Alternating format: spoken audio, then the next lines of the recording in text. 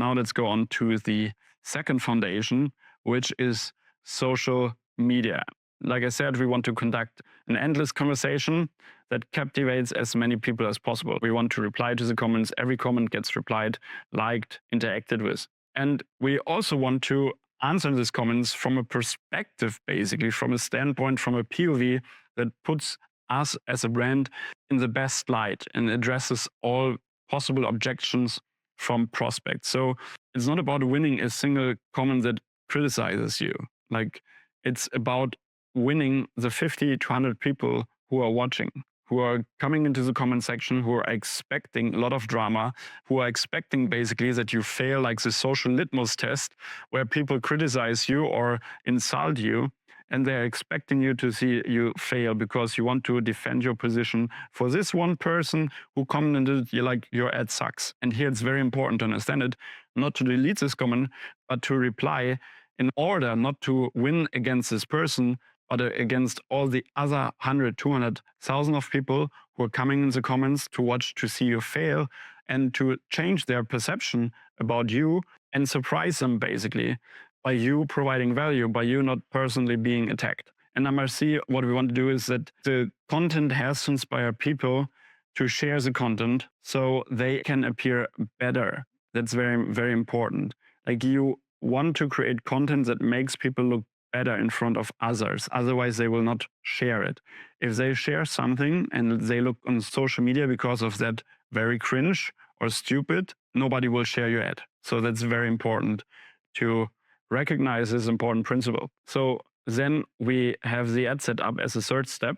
And that is very important to understand that the correct KPIs are making a difference. So to know where you're looking at and how you measure the success of the campaign. The second thing is the customer journey.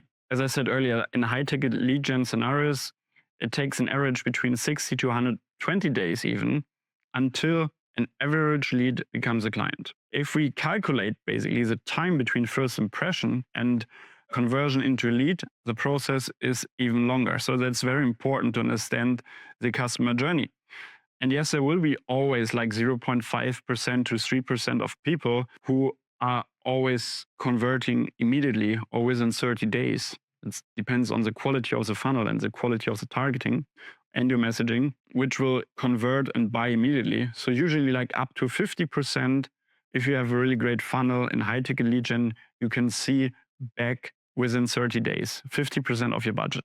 Most of the time it's less, but the majority doesn't buy. So too many people making the mistake of treating lead gen like e-commerce because they don't understand this part here. And here's why. Because first of all, it's about cognitive load theory. High ticket decisions, they create cognitive overload.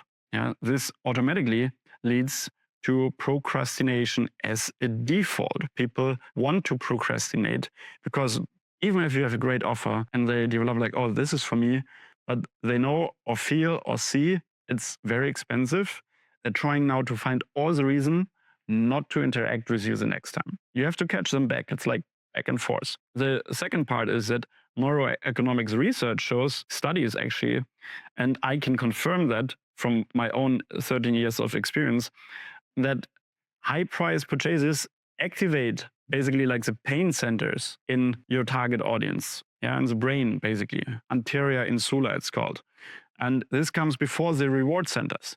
So this means that pain acknowledgement and reframing must precede benefit presentation in high-ticket offers. That's so important, and that's completely different than in e-com. And like I said earlier, if you understand your audience and this reflects your funnel, it has a major impact on the time delay, up to 3% immediately, and between 10 to 30% of potential prospects within the next 60 to 120 days. That means your cycle time for leads is dramatically shortened, which means you make more revenue in a shorter time versus your competitor.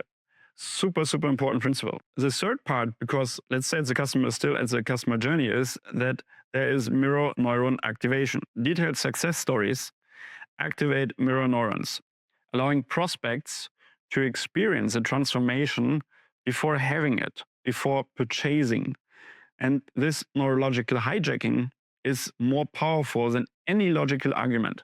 That's why I said, like, know the frustrations, what annoys them, know what they desire, and then mirror it back. It's all in the research. That gives them the experience before purchasing.